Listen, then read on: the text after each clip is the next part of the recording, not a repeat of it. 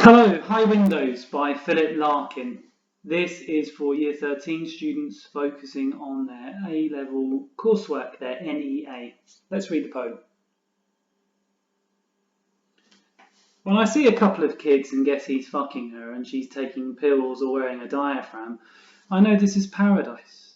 Everyone old has dreamed of all of their lives, bonds and gestures pushed to one side like an outdated combine harvester.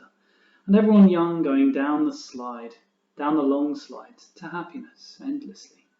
I wonder if anyone looked at me 40 years back and thought, that'll be the life. No God anymore, or sweating in the dark about hell and that, or having to hide what you think of the priest. He and his lot will all go down the long slide like free bloody birds. And immediately, rather than words, comes the thought of high windows, the sun comprehending glass, and beyond it, the deep blue air that shows nothing, and is nowhere, and is endless. Right, an interesting poem. I think you'll agree if I can make the screen work. I can't, let's stick with that. The poem begins with Larkin capturing the freedom of youth, the freedom of young people in the sort of 1960s, the 1970s. I think this one was written in 1967 but published in 1974 in the end.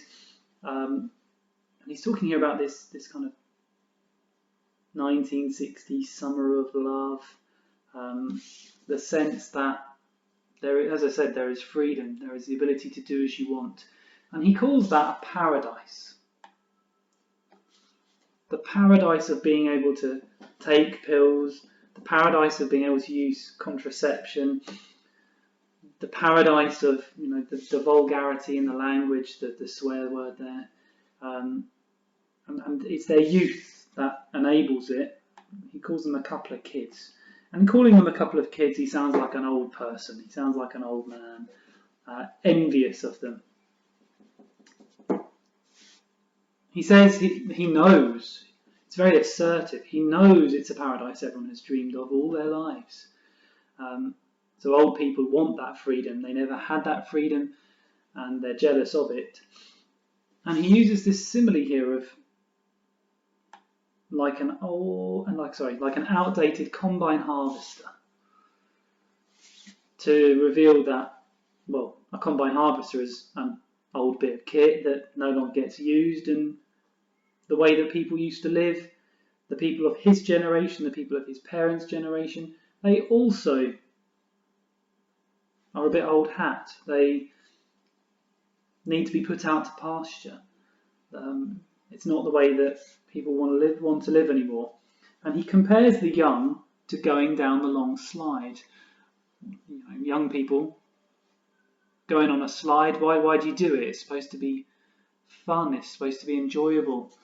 So he's suggesting there that their lives are much happier than his life because of all this freedom, in particular sexual freedom that they have,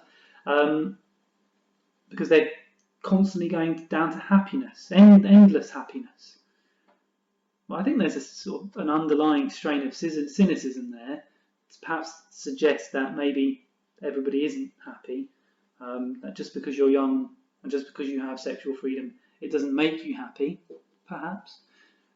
This is potentially offset by what we know of Philip Larkin and his own sort of personal circumstances. A long confirmed bachelor, a man who had various partners, usually women he worked with, all of whom sort of seemed to be required to act as a kind of muse for him to act as the voyeur over. He's an interesting fellow.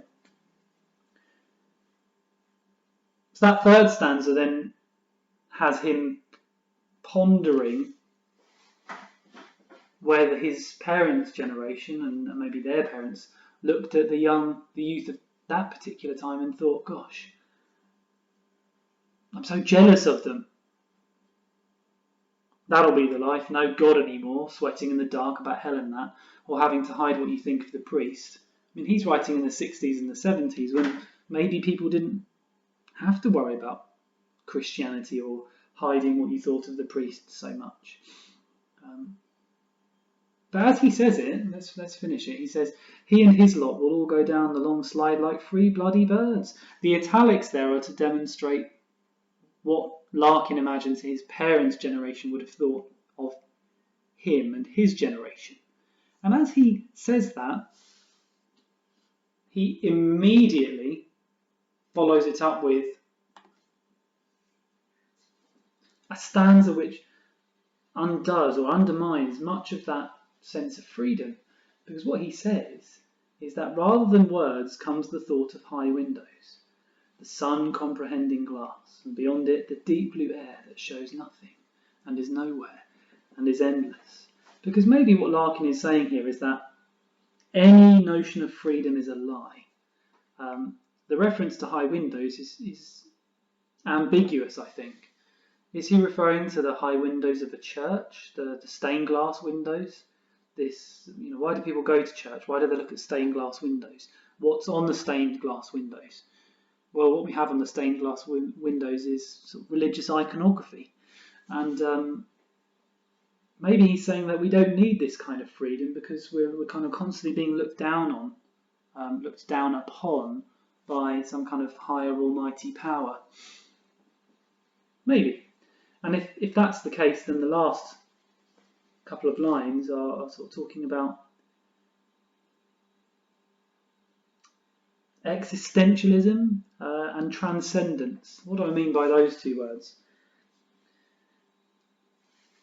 Existentialism is to question the meaning of life. That's a very simplistic way of putting it, but that's what he's suggesting that you do, is that you look at the youth of your particular generation. You might be an older person looking at the youth and think, it might bring you to thinking, well, what's the point?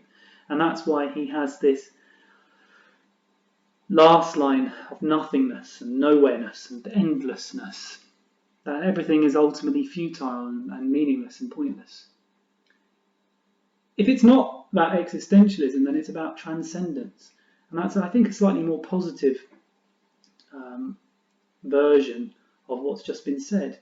Transcendence being that when he thinks of the youth of his generation, or if he's an old man and he looks at the youth, then what comes to him is the thought of high windows. High windows meaning that he's sort of transported, he's transcending into a new place. That there's this kind of greater life vision, and maybe that there's more to life. I think what you do with this is very much up to you. And again, what you say is likely to be dependent on the type of question that you've got and what other poems you pair it with.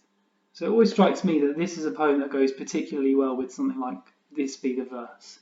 Because if This Be the Verse is about how your parents ruin you, but it's not really their fault, and it's not really your fault, then this poem is sort of, I think it acts as a nice companion piece in many respects, because Larkin is saying that it's not really your parents' fault either, because actually none of it matters. All that really matters is the deep blue air. Some critics have used this poem as evidence of Larkin's symbolist strain, or a symbolist strain that runs throughout his work. I'd encourage you to go and sort of look that up. What is symbolism? What do you think is meant by it? But this poem, I think, fits particularly well in questions about the canon. Is this great?